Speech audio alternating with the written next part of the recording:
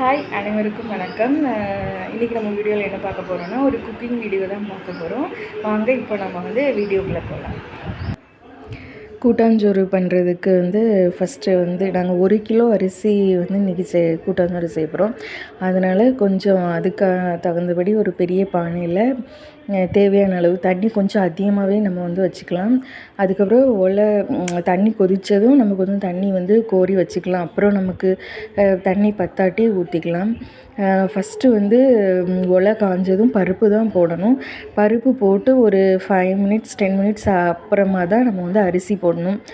கூட்டாஞ்சோறுக்கு பார்த்திங்கன்னா நம்ம நார்மலாக சோறு பொங்குற அரிசியை விட தோசைக்கெலாம் அரைப்போம்ல, இட்லிக்கு பெரிய அரிசி பரு அரிசின்னு சொல்லுவோம்ல, அந்த பெரிய அரிசி போட்டால் தான் கூட்டாஞ்சோறுக்கு நல்லாயிருக்கும்.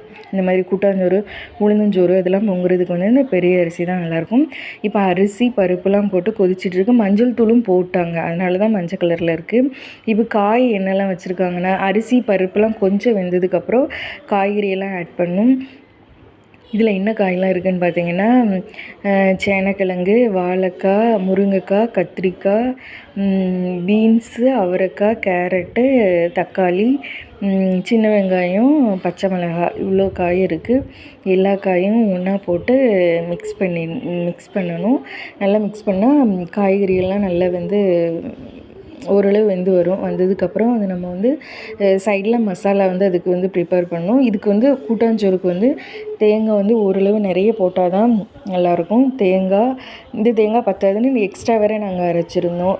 தேங்காய், அப்புறம் சின்ன வெங்காயம், பூண்டு போட்டிருக்கு தெரியலை. அப்புறம் கொஞ்சம் மஞ்சள் தூள், ஏற்கனவே நம்ம சாதத்தில் கொஞ்சம் மஞ்சள் தூள் போட்டோம். இப்போவும் கொஞ்சம் மஞ்சள் தூள் போட்டால் தான் கலராக வரும்னு சொல்லிட்டு மஞ்சள் தூள், மிளகாத்தூள் போட்டு சும்மா லைட்டாக மிக்சியில் ஒரு ஓட்டி எடுத்துக்கிட்டோம். அப்புறம் 1 கிலோ அரிசி பொங்குறதுனால புளி நமக்கு இந்த அளவு தேவைப்படுது. இந்த அளவு புளி எடுத்துருக்கோம். புளி எடுத்துகிட்டு நம்ம இப்போ மசாலா அரைச்சிட்டோம்ல, புளி கரைச்சிட்டு புளி தண்ணியிலே அரைச்ச மசாலா, உப்பு, அதுக்கப்புறம் அது கூட காயத்தூள் எல்லாமே ஆட் பண்ணிக்கணும். அப்புறம் இங்கே சைடில் தாளிக்கிறதுக்கு எண்ணெய் ஊற்றி கடுகு இதெல்லாம் கடுகு போட்டு வெங்காயம் போட்டு அதுக்கப்புறம் கருவேப்பிலை இதெல்லாம் போட்டு நம்ம எப்போதும் தாளிக்கிற மாதிரி தாளிச்சாச்சு.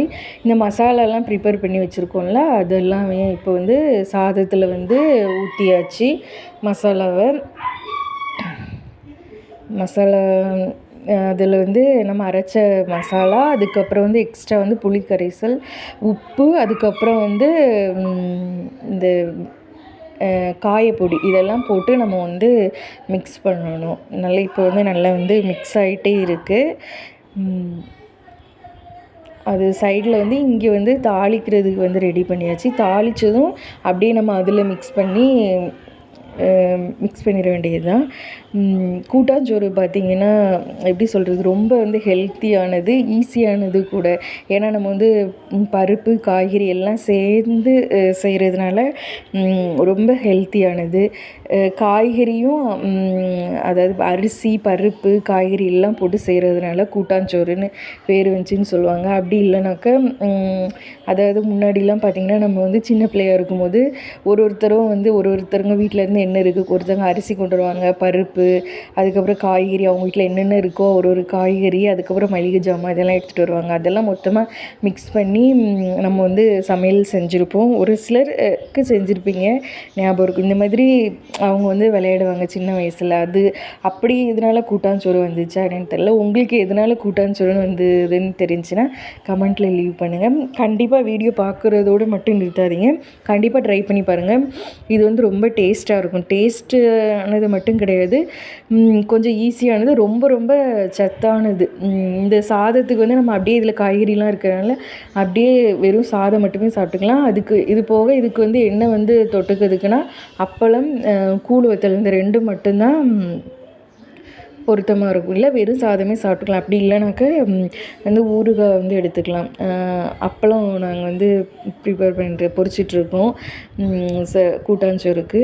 இப்போ கூட்டாஞ்சோறும் ஓரளவு ரெடி ஆகிட்டு எல்லா காய்கறி எல்லாம் மிக்ஸ் பண்ணி இன்னும் கொஞ்சம் லைட்டாக அந்த நீர் மேலே லைட்டாக தண்ணி மாதிரி தெரியுதுல, இதுக்கு நம்ம வந்து என்ன பண்ணணும் அப்படின்னா ஒரு அப்படியே அந்த கரண்டி மேலே வச்சுட்டு இதுக்கு மேலே வந்து ஒரு மூடி மாதிரி வச்சு சிம்லே வச்சு கொஞ்ச நேரம் இந்த இப்போ இப்படி கொஞ்ச நேரம் சிம்லே வச்சாச்சுன்னா அவ்வளோதான். ஆல்மோஸ்ட்டு சோறு வந்து ரெடி ஆகிட்டு ரொம்ப சத்தான சுவையான கூட்டாஞ்சோறு. வீடியோ மட்டும் பார்க்குறதோடு நிறுத்திடாமல் கண்டிப்பாக வந்து வீட்டில் வந்து ப்ரிப்பேர் பண்ணி பாருங்கள். ப்ரிப்பேர் பண்ணி உங்கள் வீட்டில் இருக்கிறவங்களுக்கெல்லாம் கொடுங்க. தேங்க்யூ. இவ்வளோ நேரம் வீடியோ பார்த்ததுக்கு ரொம்ப தேங்க்யூ.